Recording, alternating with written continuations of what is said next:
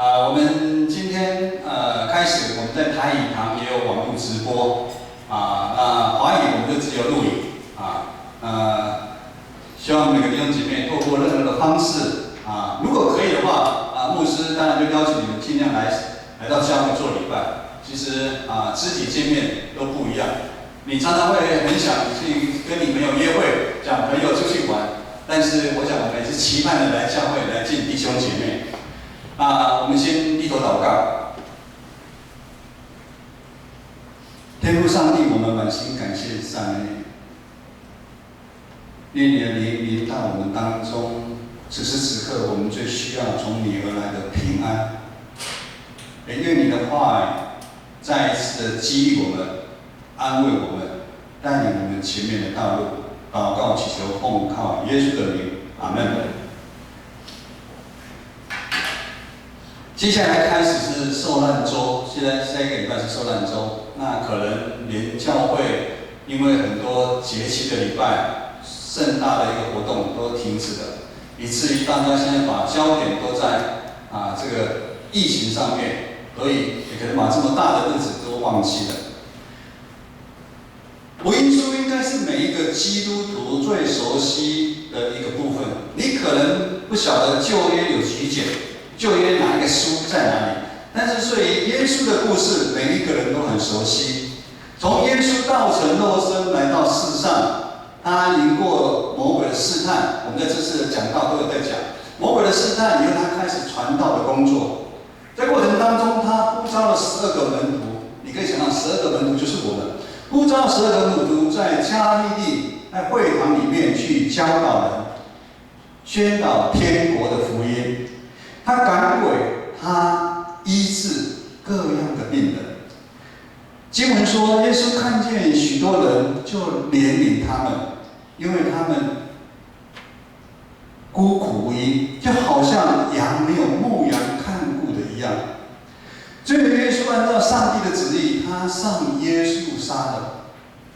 经文说，人子做祭司经学教师以及外邦人，他们的戏弄、鞭打，最后钉死在十字架，但第3日复活。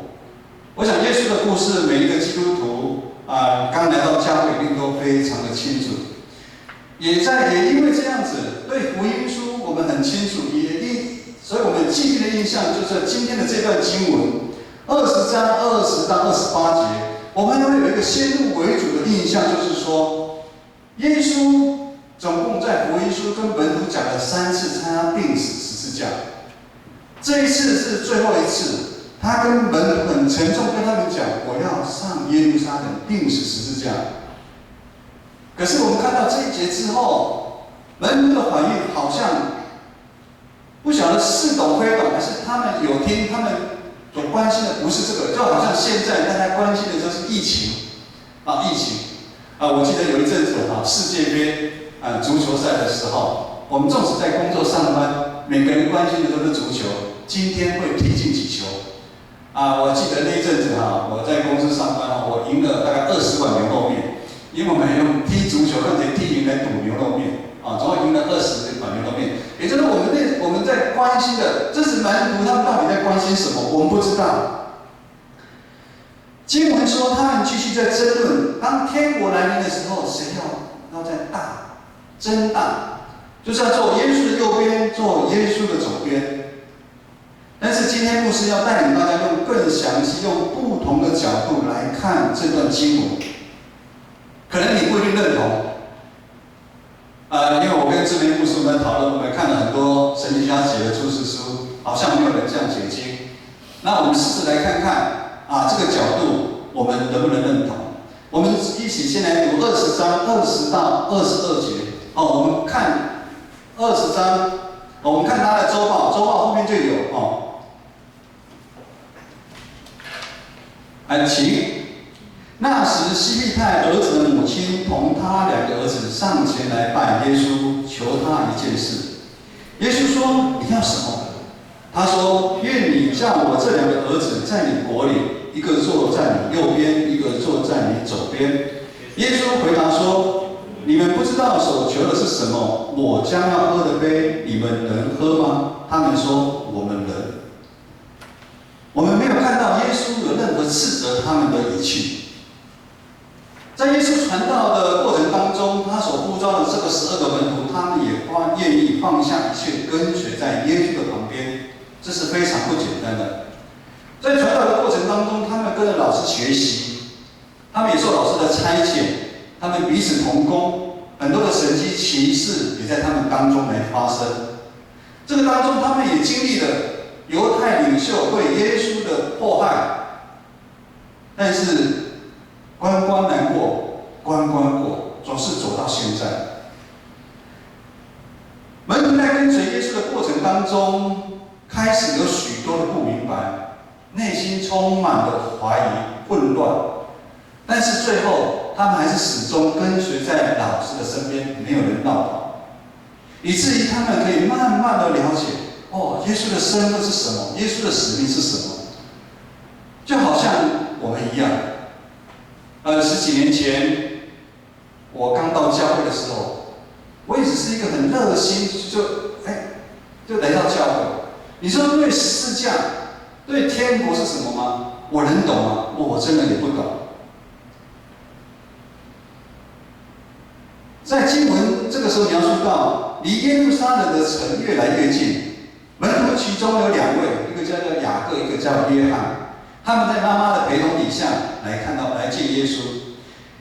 他们跟耶稣说：“当你的国降临的时候，让我的孩子一个坐右边，一个坐左边。”我们看这个经文的时候，大家的反应是什么？哇！你要关说，还请妈妈一起过来啊！妈妈你过来，真的是很自私，而且很傲慢。我想10个门徒在旁边看，哇，这两个平常跟我们一起的这2个门徒，他们傲慢，他们要进天国，而且他们要做大左边右边。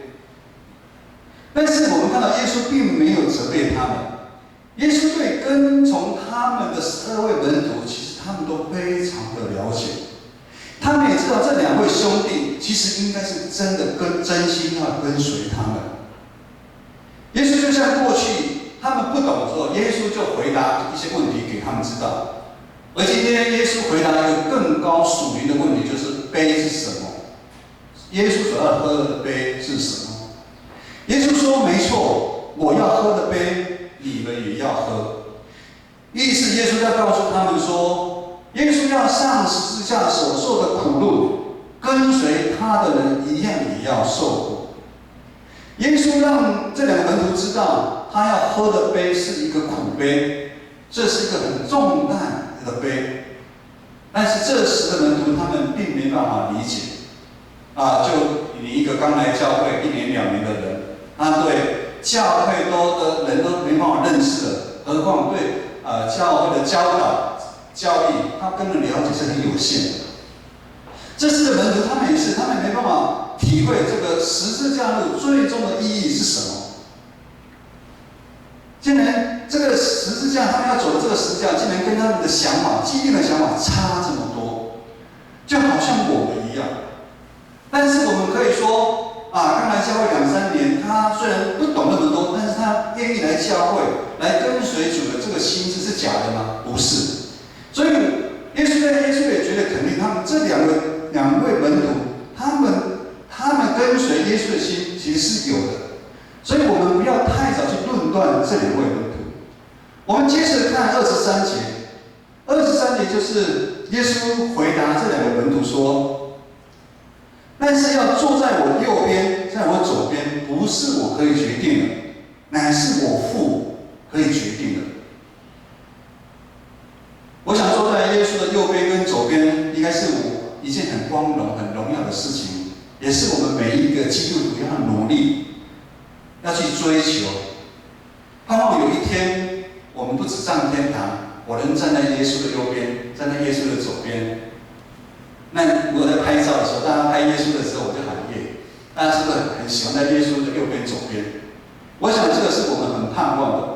但是这个时候的门徒他们没办法理解，就是说要得到那么极大的荣耀，是要先受苦的，是要受苦。上帝给耶稣的苦杯是创世以来最重最大的苦杯。耶稣自己在客西马尼的祷告这么说：“我父啊，倘若可行，求你叫这个杯离开我。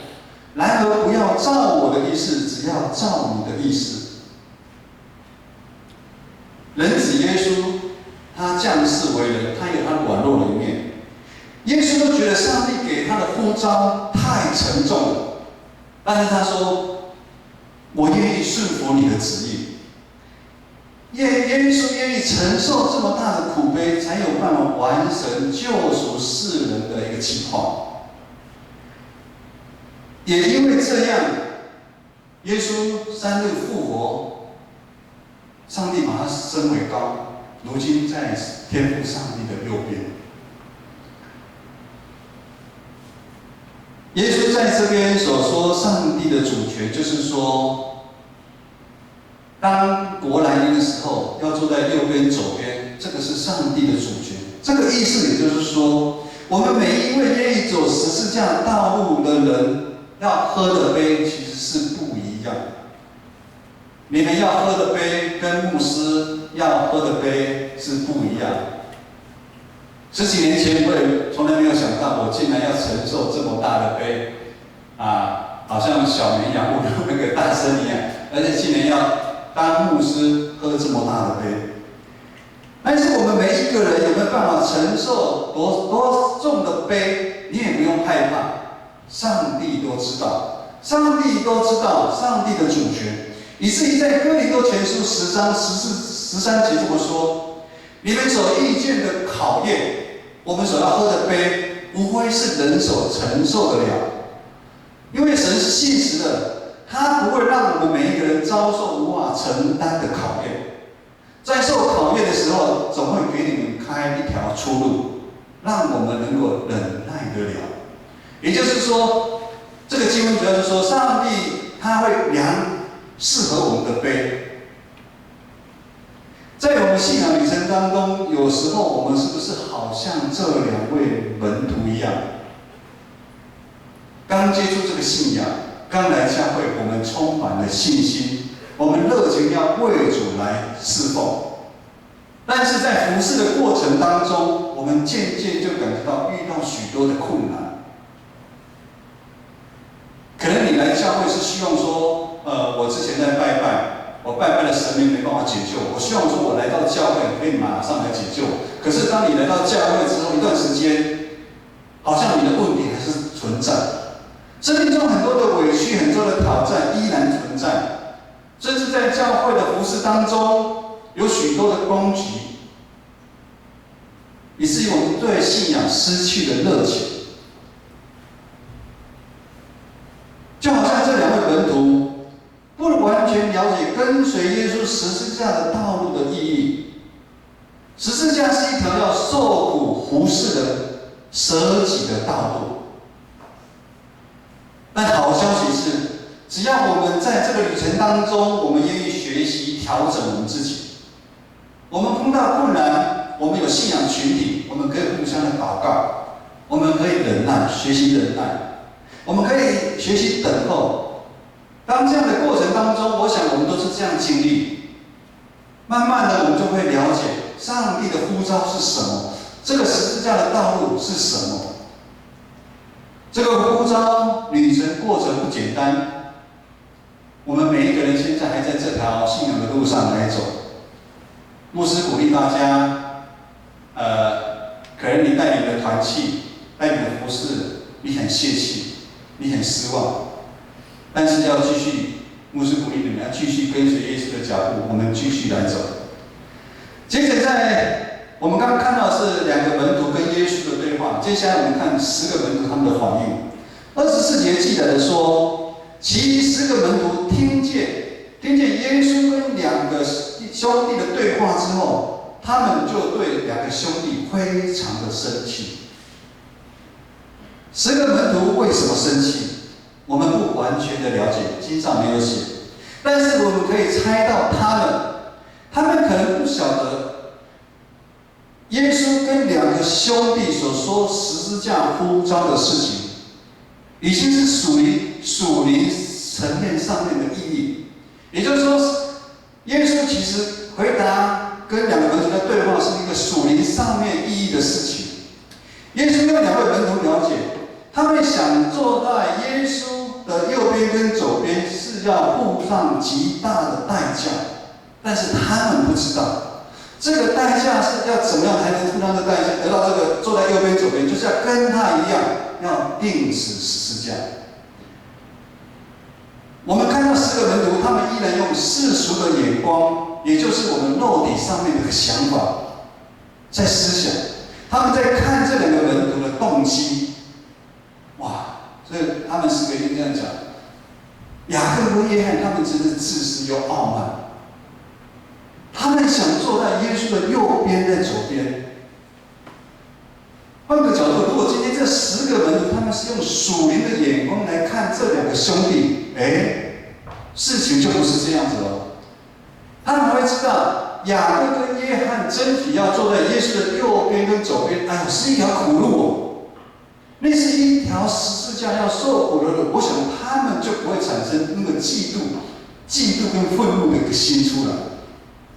但是因为这10个门徒，他们用肉体的生命去评断他们兄弟，以至于他们非常的眼红。他们眼红什么？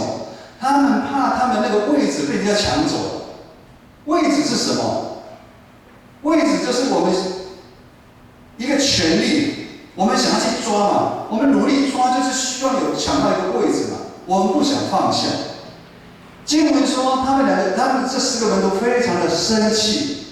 我们知道，在福音书里面也有几段记载生气，这个原文记载生气。有一段就是说，法利赛人他们看到耶稣所行的事情，他们就非常的生气。生气到什么呢？他们想除掉耶稣。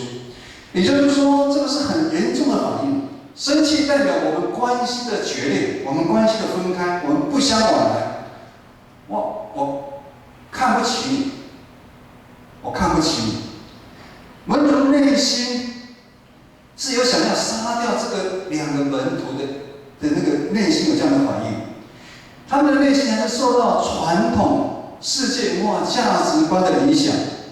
他们每个人呢，暗暗地盼望，他们能坐在大位上面，盼望他们排名能排在前面。嫉妒混淆了，嫉妒的动机混淆蒙蔽了他们的心，以至于他们冲动做了判断，他们生气。我们常常社会上很多一个生气。我前2天才跟子怡、子晴讲好吗？曾经在他们小的时候，小朋友就很生气，生气就是把他们抓起来往床上一丢，很恐怖吧？我们常常看到很多社会上很多生气，夫妻本来是恩爱夫妻，生气的做出让他很后悔的一个事情。我们有没有觉得很恐怖？这个信仰群体到底什么？弟兄姐妹，我们有没有可能就是那10个门徒啊？嫉妒的心是不是让我们常常怕有什么位置让人家抢走？嫉妒的心有没有让我们在工作上面，或是在任何的场合上面，甚至在教会，看到有人有好的表现，我们就眼红？我们内心是不是常常一直盼望的能够坐在一个耶稣的右边跟左边，甚至希望我们排名是在前面？我们常常需要有人尊重我们，我们也常常需要有人，在教会需要有人跟我们打招呼。刚刚有讲我们接下来的第21届的长职选举延到5月，是不是你没有选到长职、团契会长，你就不开心？在教会里面，我是长老里面最大的，我是团契会长，我是教会的应届的领袖，什么事情你都要听我的。我们看到在教会里面或者在社会里面，常常有这样一个事情的一个发生。当我们用世界的法则，当我们用肉体的想法，在看教会、在看我们的生命的时候，这样嫉妒的心就会、权力的心就会充满我们的心里面，我们就会为了一个位置，我们去争吵，也以至于这样子，我们看到教会信仰的群体常常很混乱，就是这样子。我们今天要读最后的经文是25节到28节。25节到28节其实也是弟兄姐妹非常熟悉的一段经文，我们一起来读它。来，请。耶稣叫了他们来说：“你们知道外邦人有君王为主治理他们，有大臣超权管束他们，只是在你们中间不可这样。你们中间谁愿为大，就必做你们的用人；谁愿为首，就必做你们的仆人。正如人子来，不是要受人的服侍，乃是要服侍人，并且要舍命，做多人的赎价。”你可能问牧师说：“那圣经不是写那么清楚，为什么我们看不懂？”因为很难啊。我们人的罪性其实让我们很多事情都看不懂，会蒙蔽了我们。在最后一段经文，我们看到耶稣要直接让所有的门徒，耶稣把12个门徒叫在他旁边，跟他们说：“天国的法则跟世界的法则是不一样的。也就是说，真正的教会，牧师讲到真正的教会，有的教会可能不一定完全那么真，就是真正的教会的法则跟社会的法则也是不一样。耶稣完全颠覆传统世界认知上面的大跟小，以及高跟低的一个问题。耶稣完全用十字架的精神来回答他们这个问题。也就是说，天国的世界好比十字架的垂直面啊，我们现在十字架被挡住哈，我们知道十字架有垂直面跟横的面，世界的法则就好像垂直面，我们是用地位、权势来决定人的高低或伟大。这个人伟大是因为他做了什么样的事情，所以我们觉得他很伟大，很有成就。我们常常在学生的时候是用成绩来做排名，我们在公司上面也可以说你的业绩、你的职位来给你排名。但是在天国、在教会，我们属灵的生命就好像十字架的横的这一面是怎么样？横的这一面有高低吗？没有。在天国里面，我们就没有分大小、高低之分，每一个人的位置都是一样。各位弟兄姐妹，你在上帝的眼中其实都是一样。上帝不会特别疼爱牧师，疼爱敬拜团有服侍的弟兄姐妹，而不疼爱。所以我们不要常常觉得好像因为我奉献的不多，我在社会上面的地位比较在底下，所以我在做礼拜的时候我就坐在后面。不是的，不是这样子。耶稣基督是教会的头，我们每一个人都是基督的肢体，而只是我们在功能上面，还有我们每一个人受呼召的杯不一样。弟兄姐妹，最后牧师要让大家知道，我们每一个人都是上帝用耶稣将耶稣钉死在十字架赎回来的。我们是重价的宝血，耶稣用重价将我们赎回来，没有任何一条生命是这么重。我想，朋友不会为你去死，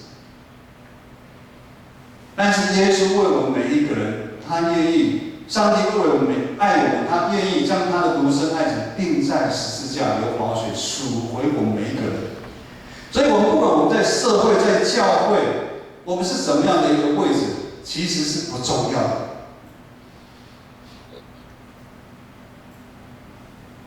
子怡、子群、子爱他们知道，我们在家里面的位置是怎么样啊？大家猜一下，我在家里面排名第几的？应该是一样的啦，哈，应该是子怡应该一样。但是我常常做子怡的猜，那样子怡叫我怎么样，我就会怎么样。啊，其实我们的地位都是一样，啊，这样，只是我们要尽忠我们那个职位。上帝呼召你在什么样的位置，上帝呼召给你的杯，你要勇敢的来回应他这个呼召。我们要背起我们自己的十字架。上帝呼召你来当长老，上帝呼召你来当执事。很多教会是这样子哦，选上的时候我不当，选上说我不要，那我就看不懂他到底在玩什么。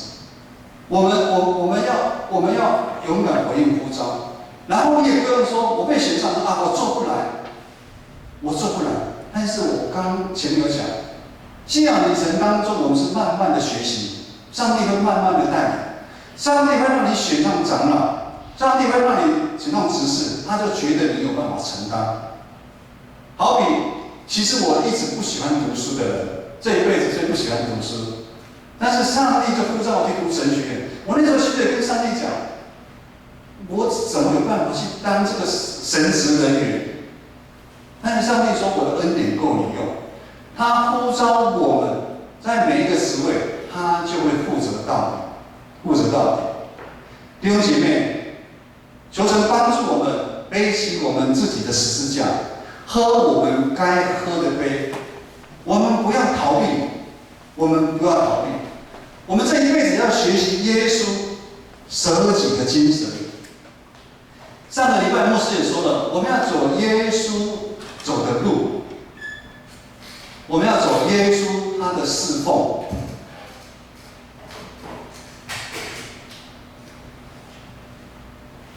十架在前头，上礼拜那首歌挺显的就问，十架在前头，世界在后面。我很记得这首歌。我们要看的是十架，我们不要去看世界。那么呢，结果会怎么样？当我讲得清楚，当我们不去在意这个位置的时候，上帝就给你一个位置了。当我们愿意谦卑下来的时候，跟耶稣一样的时候，上帝就直接给你高升了。好多弟兄姐妹跟我回应说：“牧师，我在这个工作，其实我没办法担任，我觉得我好像那个是一个业务，但是我口才不好。但是呢，他敬畏神，他愿意，上帝就这样让他们在公司主管上面，在客户，大家都喜欢他们。上帝亲自。”在你的工作上呢，就把你高升。弟兄姐妹，在多年以前，有一个耶稣的一个故事。耶稣的故事其实也就是我们的故事。十字架是我们共同的记号，十字架也是我们共同光荣的记号。我们一起来站立，来唱这一首诗歌。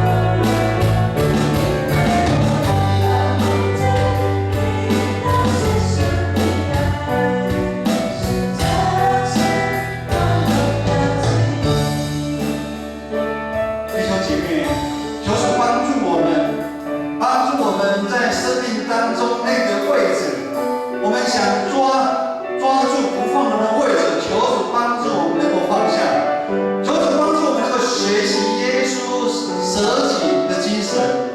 当我们愿意放下的时候，当我们愿意谦卑的时候，当我们愿意服侍的时候，神竟然就会给你一个位置。那是一个天上好无比的一个位置。求主帮助我们每一个弟兄姐妹，我们来领受上帝从天而来的赐福。愿主耶稣基督的恩爱、天父上帝的慈爱、圣灵的感动，帮助扶持我们每个弟兄姐妹，让我们在生命当中，我们勇敢背起我们自己的十字架，奔跑前面的道路，从今直到永远。阿们。